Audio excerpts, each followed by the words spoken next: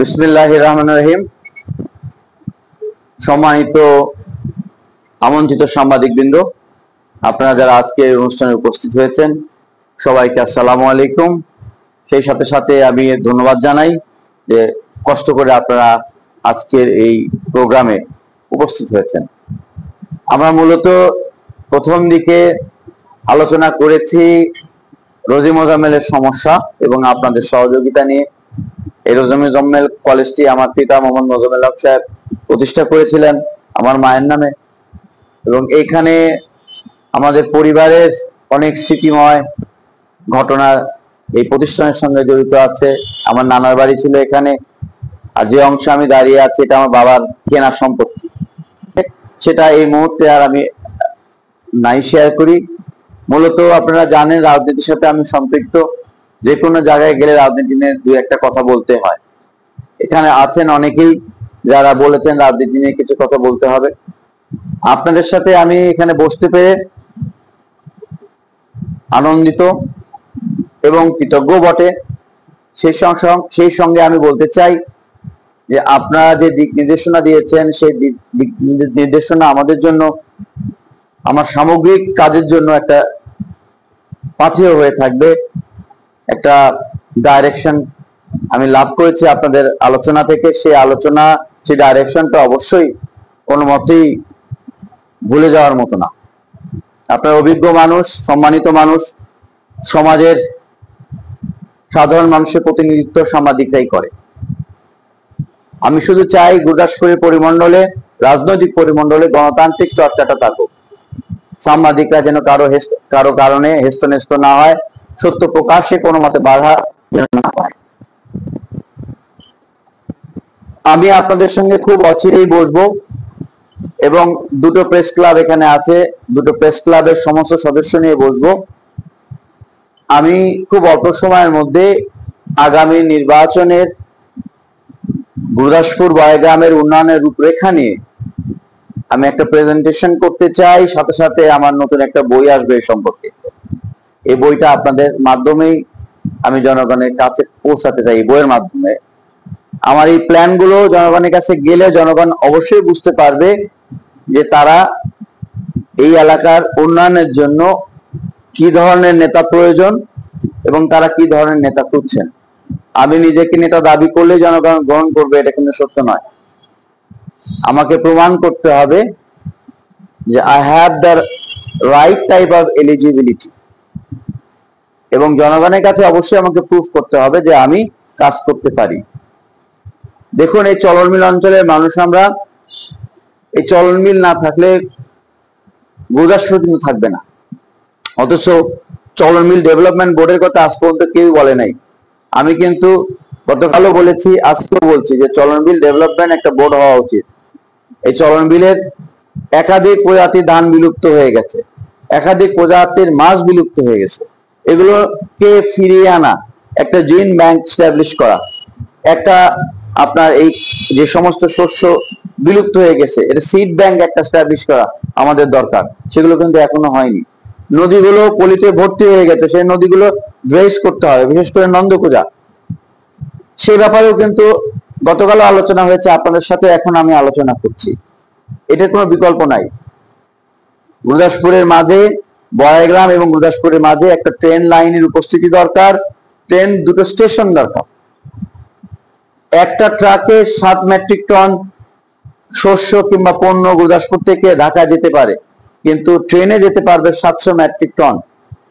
চাষ করে যে আমাদের হাটটা আছে, যেখানে উত্তরবঙ্গের সর্ববৃহৎ ধান বিক্রি হয়, ধানের আড়ত, এই জায়গা থেকে, চাউলের আড়ত, এই জায়গা থেকে যদি আমরা ট্রেনের মাধ্যমে খাদ্যশস্য ঢাকায় নিয়ে যেতে পারি, অন্যান্য এলাকায় নিয়ে যেতে পারি বাংলাদেশে, সেক্ষেত্রে আমরা কিন্তু ক্যারিং কস্ট রিডিউস করতে পারবো।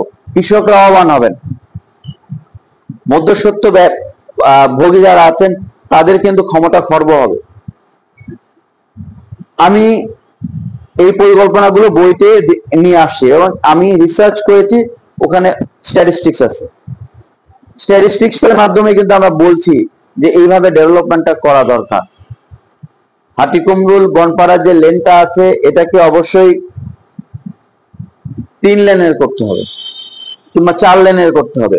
অলরেডি এটা নিয়ে কিন্তু আমরা কাজ করেছি, আমি দৌড়াদৌড়ি করেছি, গত রমজানের আগে আমি দৌড়াদৌড়ি করেছি এবং কাজ কিন্তু অনেক দূর এগিয়ে গিয়েছে। ইনশাআল্লাহ বাজেটটা বরাদ্দ হলেই এই রাস্তার কাজটা শুরু হয়ে যাবে।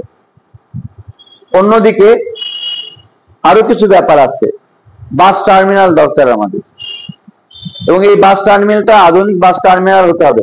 একটা জায়গায় 10টা বাস পার্ক করলেই বাস টার্মিনাল কিন্তু হয়ে যায় না, বাস টার্মিনালে কিন্তু কিছু সুযোগ সুবিধা থাকতে হয়, সেটা কিন্তু এখানে অনুপস্থিত।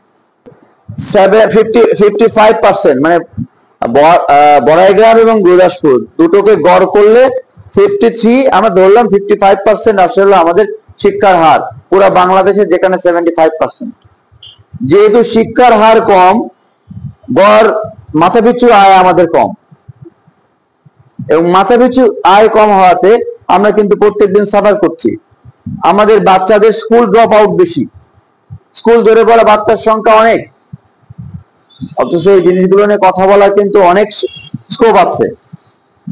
সরকারকে আমাদের জানাতে হবে আমাদের কি প্রয়োজন,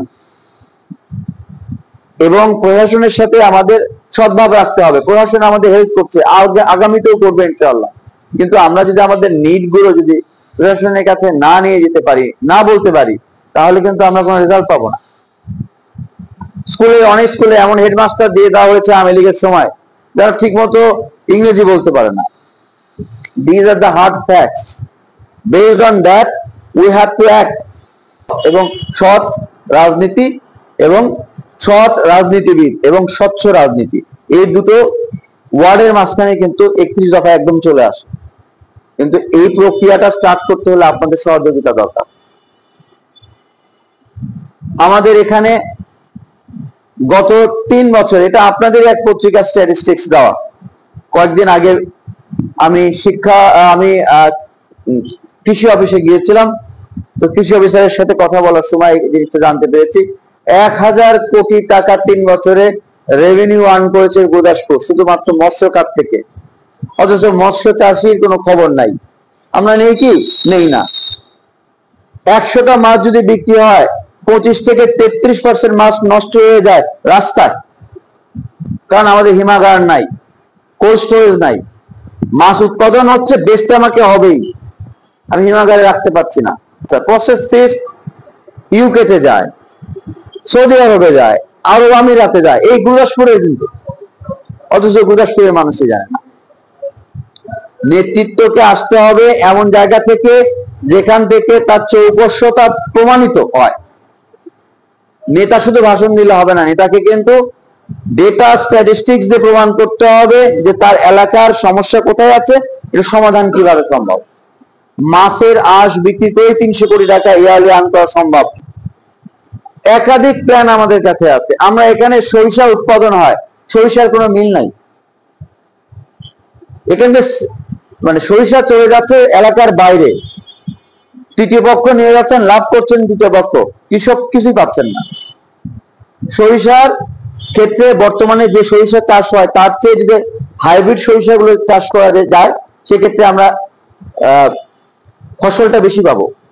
সেগুলো নিয়ে কিন্তু কৃষকদের সাথে কেউ আলোচনা করে না। মৎস্য চাষীদের মেডিকেল হেল্পটাও তাদের নিজস্ব চেষ্টায় কিন্তু নিয়ে আসতে হয়। ফিশারিজ ফিশ ফার্মিং যেখানে হয়, সেখানে কিন্তু মেডিকেল হেল্প লাগে, উপদেষ্টাদের সহায়তা লাগে। এই কোনো কিছুই যদি আমরা নেতৃত্বের দুর্বলতার কারণে অ্যাচিভ না করতে পারি, এটা আমাদের সবচেয়ে বড় ব্যর্থতা হবে। 2025-এর নির্বাচন 2030 এবং 35-এ এই এলাকার ভাগ্য নির্ধারণ করে দিবে। আমি 10 বছরের ব্যাপী একটা প্ল্যান আপনাদের সামনে, রূপরেখা কিংবা চক আউট যেটাই বলেন, আমি আপনাদের সঙ্গে উপস্থিত করবো অল্প দিনের মধ্যে। আপনারা যদি ওটা পড়েন, আপনারা জানতে পারবেন যে এলাকার প্রোগ্রেসটা কিভাবে হওয়া উচিত। আমরা যেভাবেই চাই না কেন, এলাকাকে এগোতে হবে। এই এলাকা আমাদের, এই এলাকায় আমরা বসবাস করি, আমাদের পিতৃপুরুষ এখানে বসবাস করেছেন, বাট এলাকার উন্নয়নের প্রশ্নে আপনারাও সাথ দিবেন না, আমিও সাথ দিব না। কে এমপি হবে সেটা কপালের ব্যাপার, কিন্তু আমি চাই যে আপনারা এমন মানুষকে পার্লামেন্টে নিয়ে যান যিনি পুরো জাতির কাছে এই গুরদাসপুর বাড়াইগ্রামকে উপস্থিত করতে পারবেন। এই জনপদটা হলো সোনায় মরা। ইকোনমি এখানে যেভাবে ডেভেলপ করেছে বাংলাদেশের কোথাও ডেভেলপ করে নাই। 5 বছরে আমি রেশিও আমি আমার সামনে নিয়ে আমি আপনার সঙ্গে কথা বলবো। তারপরেও এলাকা অবহেলিত, তারপরেও আমার ছেলেদের এখানকার চাকরির জন্য দৌড়াতে হয়। তার এলাকা থেকেই সে আর্ন করতে পারে। কিন্তু এই আমি যে সমস্যার কথা বললাম, সমাধানের কথা বললাম, প্রত্যেকটা জিনিসকে ইউটিলাইজ করতে হলে পার্লামেন্টে যাওয়া ছাড়া কোনো পথ নাই। এ ব্যাপারে আমি আপনাদের সবার সহযোগিতা চাই। ধন্যবাদ সবাইকে। আসসালামু আলাইকুম।